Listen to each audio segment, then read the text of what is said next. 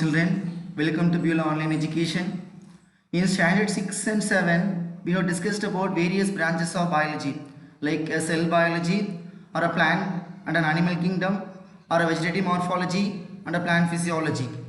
Today in this video, we will have a discussion about the microorganism, or in other words, the living words of microbes is included in SCRT syllabus for class 8.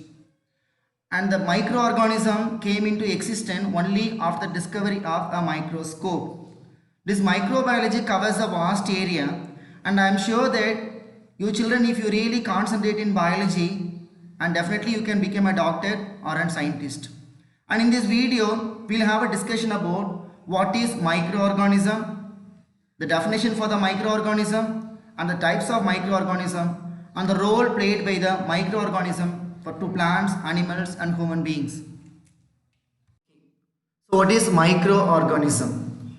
Microorganisms are the organisms which are very small in size and they cannot be seen through our naked eye.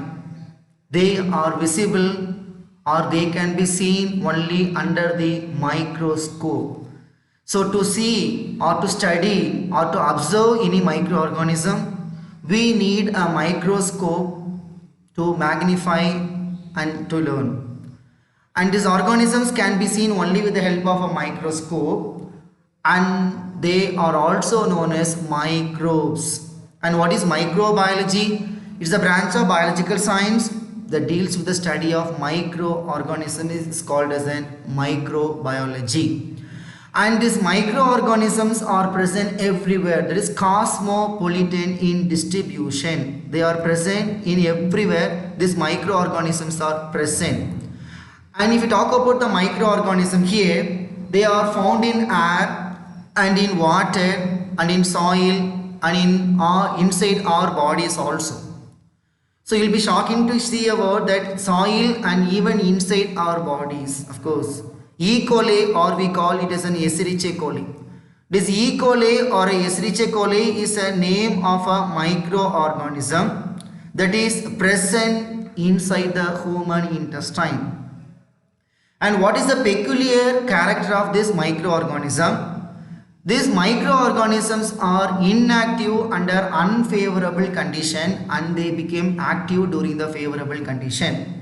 So they make use of all the favorable condition for their growth and for the development and for maturity and for reproduction, whatever it may be. So they are active only during the favorable condition, but they remain inactive during the unfavorable condition. And microorganisms can be categorized into 5 important types. They are virus, bacteria, fungi, algae and protozoa. So in this session, we will make an attempt to know about virus, bacteria and fungi. What are virus? The virus is a Latin word which means poison, and it's a very tiny particle. It is made up of a genetic material. So you know what are the genetic materials usually present. DNA and RNA are the important genetic material which is usually present. What is DNA? DNA is deoxyribonucleic acid and RNA is ribonucleic acid. The virus will have either DNA or RNA as a genetic material, and also a protein coating is usually present here. And the character of virus will be the virus shows both living as well as the non-living character. And in the coming slide we'll discuss about the living character and the non-living character of the virus. And viruses are intracellular obligatory parasite or intracellular obligate parasite. What is a parasite? That is intracellular obligate parasite. It's also called as a holoparasite. It's a parasitic organism that cannot complete its life cycle without exploiting a suitable host. Virus need a suitable host to complete its life cycle. What is a host here? That host refers to the virus can replicate inside the body. That is the meaning of a host. So virus can multiply or viruses can replicate only inside a living host cell. And one more example we can say here, that is Plasmodium vivax. Malarial fever is another example for this obligatory intracellular parasite. So obligatory intracellular parasite is a term that is used to refer that virus can replicate or virus can multiply only in a living cell. And the study of virus is called as an virology. Viruses are 10,000 times smaller than the bacteria. So viruses are very smaller when compared to bacteria here. And virus exist in different shape and in the different form, and they can be a rod shape or can be a spherical shape or can be of any shape and size. So now we'll discuss about the structure of the virus. So a virus in general, it contains a central core, either a DNA or RNA, the genetic material, that is deoxyribonucleic acid and the ribonucleic acid may be present here. And surrounding this DNA and RNA, a coat is present here. The coat is usually called as a protein coat here. In addition to the protein coat surrounding the genetic material of DNA and RNA, certain viruses, it is covered by an envelope. The envelope is made up of a proteins and a lipids or a carbohydrates. This envelope will be appearing in the form of a spikes. That envelope helps the virus particle to get attached to another host cell. And common example for the envelope virus, HIV, human immunodeficiency virus, which cause AIDS, is an example for the envelope virus. And viruses are harmful and cause many diseases to plants and animals as well as the human beings also. And what are the general character of virus? Virus, as I said earlier, virus possesses the character of both living as well as the non-living character. Virus respond to heat, chemicals and radiation. Whenever the virus particles are exposed to a heat or certain chemicals or radiation like UV radiation or ionizing radiation or any of the radiation, they respond to that. And they can reproduce inside the host cell, and they can produce copies of themselves. The copies of themselves biologically it is called as a replication process. So that is what the term is referred here, obligate intercellular parasite. Obligate intercellular parasite refers to they reproduce only inside the host cell and to complete their life cycle. So these are the living character of the virus. And talking about the non-living character here, they are inactive when present freely in the environment, and they can be crystallized and stored for a very long time like other non-living things. So what is the meaning of a crystallized? And the crystallized process was done in tobacco mosaic virus. So what is the crystallized process? The process of transforming the component of a virus into organized particle and then by describing the molecular structure using X-ray crystallography is called crystallization. This crystallization will enable one to study about the character of a virus, or in simple form we can say material solidifying from a liquid or they precipitate out of a liquid or of a gas is usually called as a crystallization. So they can be crystallized and they can be stored for a longer time like other non-living things. This is the second important non-living character of a virus. So here some of the examples are given here to show about the different shapes of the virus. Bacteriophage, which is commonly called as a T4 bacteriophage, and influenza virus, which is spherical in shape, and tobacco mosaic virus, which can be crystallized, that is helical in shape. So the virus can be a complex structure or can be a spherical shape, or it may be that is helical in shape. And now coming to the bacteria, the second and important microorganism. So bacteria are also a single celled prokaryotes and without a nuclei. So what is a prokaryote and what is a eukaryote? Prokaryote refers to the primitive nucleus is usually called as an prokaryote, and eukaryote, that is advanced form of a nucleus. What is the primitive and what is the advanced here?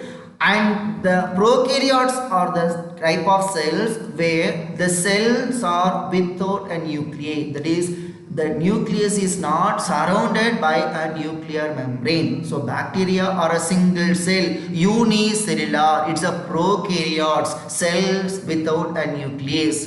And the bacteria are considered to be the first living organism on the earth. And the bacteria are grouped under the kingdom called Monera. So what is the meaning of the word Monera? So when an attempt was made to classify the living organism in this universe, Whittaker, R.H. Whittaker, he has classified the living organism into 5 classes.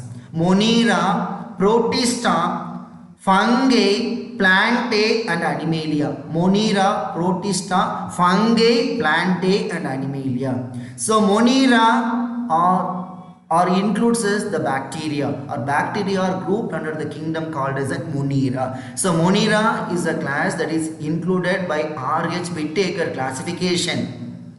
And as I said earlier, the study of virus is called virology and the study of bacteria is called as a bacteriology. The size of the bacteria may ranges from 1 micrometer to 5 micrometer. This is the size of the bacteria. And now based on the way by which they respire, bacteria are classified into 2 important types. They are aerobic bacteria and anaerobic bacteria. What is aerobic bacteria and what is anaerobic bacteria? Bacteria that require oxygen for their growth is usually called as an aerobic bacteria. And what is anaerobic bacteria? Bacteria that does not require oxygen for their growth is called as an anaerobic bacteria. So bacteria requiring oxygen for their growth or for the development or for the survival is called as an aerobic bacteria. And there are certain bacteria which can even grow or survive in the absence of oxygen, and those bacteria are called as an anaerobic bacteria. And cell structure of a bacteria. So a bacterium has an outer covering known as the cell wall, as how a plant cell is made up of a cell wall, and same way the bacterium has an outer covering known as the cell wall. The nuclear material is present inside. It is represented by a nucleoid. What is a nucleoid? Irregular shaped region that contains all the genetic information is usually called as a nucleoid. Nucleoid, nucleoid. So nucleoid refers to irregularly shaped region that contains all the genetic information is called as a nucleoid. The nucleoid does not have any nuclear membrane, not surrounded by a membrane. What is a membrane is called? Nuclear membrane. Second point. So the outermost covering is called as a cell wall, that is protective in function, and the inner layer is called as a nuclear material. The metal is present here, and in this you can see that is genetic material, namely DNA and RNA may be present. And in addition to the nuclear membrane material, you can see a plasmid is present here. What is a plasmid? Plasmid refers to a small extracircular DNA present in certain bacteria like E. coli is called as a plasmid. So it's the extra chromosomal DNA is called as a plasmid. So small extracircular DNA which is double stranded DNA is usually called as a plasmid. This plasmid is a self-replicating or it is an autonomous organ which can replicate independently. This plasmid plays a very important or a vital role in biotechnology. It acts as a vector in transmission of character from one to another species. So a small extracircular double-stranded DNA present in the E. coli of certain bacteria is usually called as a plasmid. And where the plasmid is usually present, it is present in the cytoplasm. The content of the cell is called as a cytoplasm. And the next important point is protein synthesis. Protein synthesis is carried out by a ribosome, that is 70S ribosome. Ribosomes are the site of the protein synthesis in a cell. Now what is the word S refers to? S refers to Friedberg unit. So SVEDBERG, it is a unit that describes about the ribosome shape here. So 70S, we have different types of ribosome. We have 70S, we have 50S and 60S we have, and in bacteria we have 70S ribosomes are present, and protein synthesis is usually carried out by a 70S ribosome. And what is protein synthesis here? Protein synthesis refers to here is the process by which the bacteria receives and translate genetic instruction for the formation of specific protein is usually called as a protein synthesis. And protein synthesis basically involves two important steps. One is called transcription and translation. Maybe in the future class you'll be learning in a detailed form about what is transcription, what is translation, and what is ribosome, and what is 70S and other different types of ribosome. And in addition to that, the bacteria also has other organelles like mitochondria, which is called as a powerhouse of the cell, or a Golgi body, or endoplasmic reticulum are usually absent. So other organelles are absent here. And flagella. What is a flagella? Flagella is an organ of locomotion. Comfortably, a bacteria is able to move from one place to another place by making use of a flagella, which is the organ of locomotion. This is the cell structure of a bacteria. Now, bacteria are classified into various shapes and size, and they are as follows. First type will be a bacilli bacteria, rod-shaped bacteria. Example, Bacillus anthrax is given as an example. Bacillus anthracis is an example for the bacilli bacteria, that is a rod-shaped bacteria. And this Bacillus anthracis causes a disease called as an anthrax, which is common disease of the livestock, but occasionally it causes disease in the human being also. And spirally is the second type, and example Helicobacter pyrrole. This Helicobacter pyrrole is the name of a bacteria that usually lives in the digestive tract of the human being and causes ulcer. You know what is ulcer? Erodation of the tissues in the stomach is usually called as an ulcer. Helicobacter pyrrole, that is spiral shape, and it's spiral shaped bacteria living in the digestive tract of the human being, and it causes ulcer. Bacillus anthracis causes a disease called as an anthrax in cattle, commonly called livestock.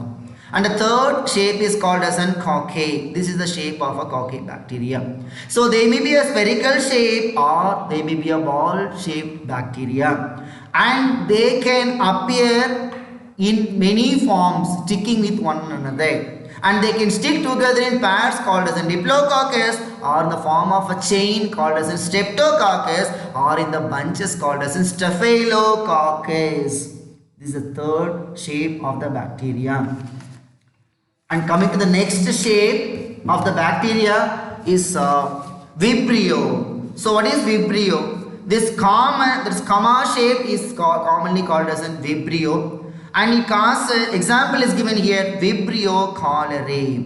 So this Vibrio cholerae is an example for the Vibrio. And what is the cholera disease? It is a character in which the important symptom of the cholera will be vomiting and profuse watery diarrhea, and rapidly leads to dehydration, and sometimes it may cause death also. This is the character of this Vibrio cholerae, and which causes cholera. So these are the shapes of the bacteria, and with the examples we have discussed.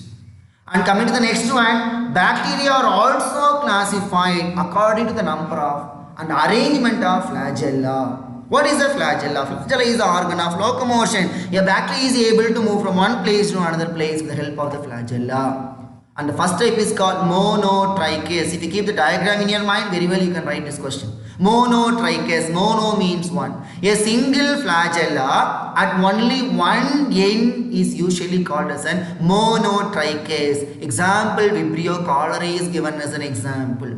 And the second type is called as the lophotrichous. In case of a lophotyphus bacteria, that is not one flagella but clusters of flagella or tuft of flagella present at one end is called lophotrichous. Example, Pseudomonas is an example. And the third type is called as an amphitrichous, that is tuft of flagella at both the ends is usually called as an amphitrichous. Example, Rhodospirillum rubrum is an example for the amphitrichous. Monotrichous, a single flagella at one end, and lophotrichous, a tuft of flagella at one end, and amphitrichous and tuft of flagella at both the ends is called amphitrichous. And the next one is called peritrichous. Flagella are found, that is throughout the cell wall. You can see the flagella are distributed, that is called peritrichous. Example, E. coli, Escherichia coli is given as an example. Atrichous, that is absence of flagella. Without any flagella is usually called as an atrichous. Monotrichous with a single flagella at one end, and lophotrichous a tougher flagella at one end. Example, Pseudomonas, and amphitrichous tuft of flagella at both the ends. Example, Rhodospirillum rubrum, and peritrichous flagella all around. Example, E. coli, and atrichous without any flagella. This is all the classification based on the presence of and the number of flagella present. And now, bacteria get their food, the mode of nutrition in bacteria. Bacteria get their food in many ways. There are photosynthetic bacteria. What is photosynthetic bacteria? Photosynthetic bacteria is included under a group of bacteria which can prepare their food on their own. Example, cyanobacterium is given as an example. And in addition to that, bacteria can also live in the harsh environment by using certain chemicals. Example, ammonia or hydrogen sulfide to produce their food instead of utilizing energy from the sun. If they utilize the energy from the sun, it comes under the photosynthetic bacteria. And if they utilize the energy from the chemicals, it's called chemosynthetic bacteria. That is, bacteria can even live in the harsh environment. This is called chemosynthesis. Chemo means chemical. Certain chemicals like ammonia or hydrogen sulfide is being used by bacteria. And some bacteria exhibit symbiotic association. So what is a symbiotic association? Mutual association exists between the bacteria and the host is usually called as a symbiotic association. Example, E. coli is given as an example. So what is E. coli? It's the name of a bacteria which commonly lives in the human intestine. It lives in the human intestine. And what is the benefit to the bacteria? Which bacteria? E. coli bacteria. The E. coli bacteria living in the human intestine for nutrition. It is able to obtain nutrition from the intestine. And that is one benefit to the bacteria. And what is the benefit to the human being here? And the E. coli living in the human intestine, it produces a vitamin, that is vitamin K is produced. What is the important function of the vitamin? It is responsible for the formation of a blood clotting factor, fibrinogen. Certain factors are involved in clotting of a blood, and for that vitamin K is very important. That synthesis of vitamin K take place only because of this vitamin K produced by the bacteria. So now bacteria is getting benefited. What's the benefit to the bacteria? It is able to get nutrition from the intestine. And what's the benefit to the human being? And human being is benefited because of the production of the vitamin K is produced here, which is involved in the formation of the blood clotting factor. So this is called symbiotic association. And bacteria can reproduce by fission, binary and multiple fission. A single cell dividing into two or a single cell dividing into many is usually called as a fission. I mean, if it divides into two, it's called binary fission, and if it's split up into many, it is called multiple fission. And we'll discuss about a third important microorganism, that is about the fungi. So fungi are a group of eukaryotic organism. What is a eukaryotic organism? A well-developed nucleus is present, surrounded by the nuclear membrane is usually called as a eukaryotic organism, but they lack chlorophyll. What is a chlorophyll? It's a green color pigment present in the chloroplast, and that gives a green color by which they are able to prepare their food. But fungi are a eukaryotic organism and they lack chlorophyll, and they can grow in the dark environment, and they may be a unicellular, a single cell, or maybe a multicellular. Example, penicillium. This yeast is a type of a fungi which is used for the fermentation process, and penicillium is a type of a fungi which is used for the production of antibodies from the paint species called Penicillium notatum and Penicillium chrysogenum by Alexander Fleming. We will be discussing very briefly in coming fourth class.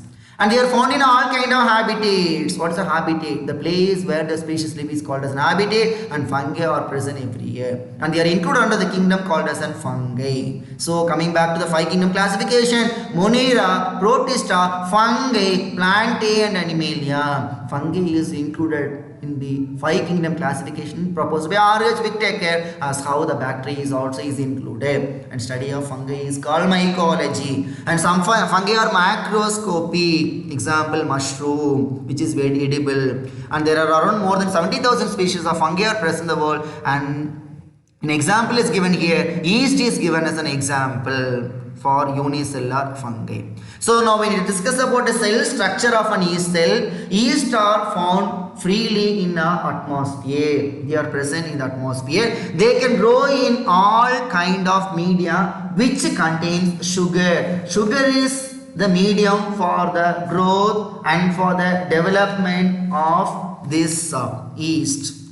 And the cell is usually ovoid in shape and containing a cell wall. A cell wall is usually present, and the nucleus is also present in the center. The cytoplasm is granular. Granules are usually present in the yeast cell. It contains granules. So granules are present here. And it has a vacuole. And the important function of the vacuole is for storage in function. And organelles, different organelles or the cell components are present here. And glycogen is present. So what is a glycogen? This glycogen is present in the yeast. The body breaks down carbohydrate from the food we eat and convert them to a type of sugar called glucose.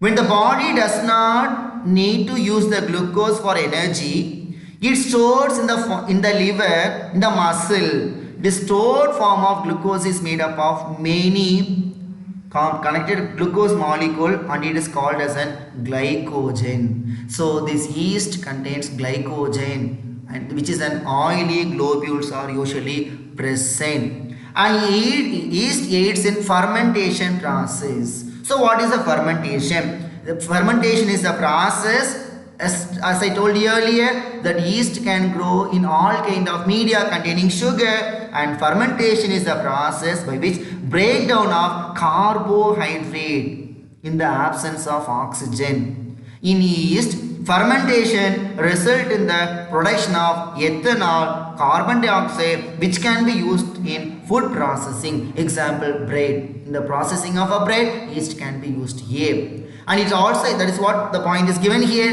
Yeast aids in fermentation with the help of an enzyme called zymase enzyme. And yeast can respire anaerobically in the absence of oxygen and reproduce by budding, by formation of buds in it. This is the cell structure of yeast.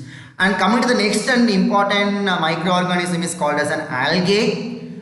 Algae are the very simplest plant like an eukaryotic organism. They are mostly found in the moist habitat, and algae is rich in chlorophyll.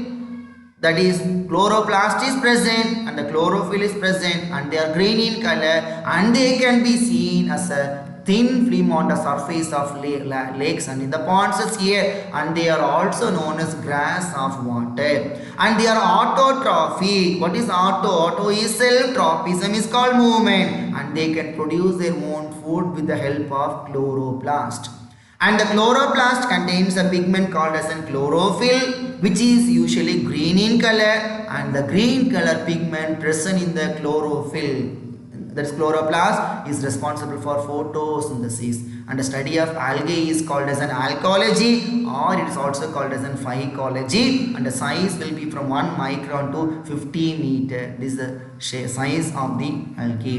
An algae may be a unicellular, and it may be a microscopic single cell, and microscopic, which is visible only under the microscope. Example, Chlamydomonas, or multicellular and macroscopic. Example, Sargassum is given as an example. Unicellular and microscopic Chlamydomonas, or multicellular and macroscopic Sargassum. When you come for the unicellular algae, they exist in variety of shapes as here, or they may be a spherical, or maybe a rod or a spindle. Multicellular algae are in the form of filaments and in branches. Multicellular algae exist only in two forms, either in the form of a filaments or in the form of a branches, whereas unicellular algae exist in variety of shapes, maybe a spherical or a rod or maybe a spindle shape. An example is given here. Chlamydomonas is given as an example. And what is the cell structure of a Chlamydomonas? So Chlamydomonas is a unicellular algae, and it is motile. What is a motile? It is able to move from one place to another place. If it is able to move from one place to another place, it means that it is using a locomotory organ. So what is the locomotory organ present here? Flagella is the locomotory organ in the Chlamydomonas, and they may be a oval, or maybe a spherical, or maybe a pyriform in shape here. That is, pear-shaped structure is usually called as a pyriform, which is present in the ponds or in the ditches or in the water tanks here. And they have an anterior end and a broad posterior end is present here. They have a narrow anterior end and a broad posterior end is present in the Chlamydomonas. Now the cell is surrounded by a firm cell wall. That is, what is FIRM? A solid or a hard cell wall. The cell wall is made up of a cellulose. Cellulose is the component of the cell. So when you just come to the higher classes, you will be learning about different components present in the cell. Cell wall is made up of cellulose or a hemicellulose or a pectin, and different components are usually present here. But here, in case of the Chlamydomonas, the cell wall is surrounded by a thin and a firm cell wall made up of a cellulose.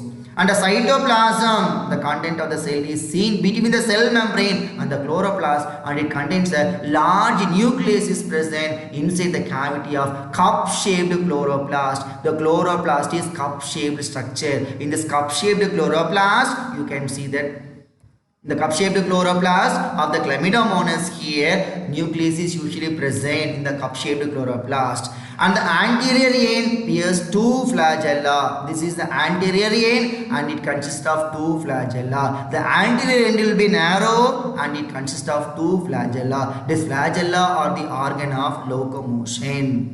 And in addition to the anterior end where the flagella is present, which is helpful for the locomotion, contractive vacuoles are seen at the base of the flagellum. Now what is a contractive vacuole? Now in this diagram you can see the contractive vacuole is usually present here, and the contractive vacuole, that is, it is capable of contraction. The main important function of the contractive vacuole is to expel water out of the cell by contraction.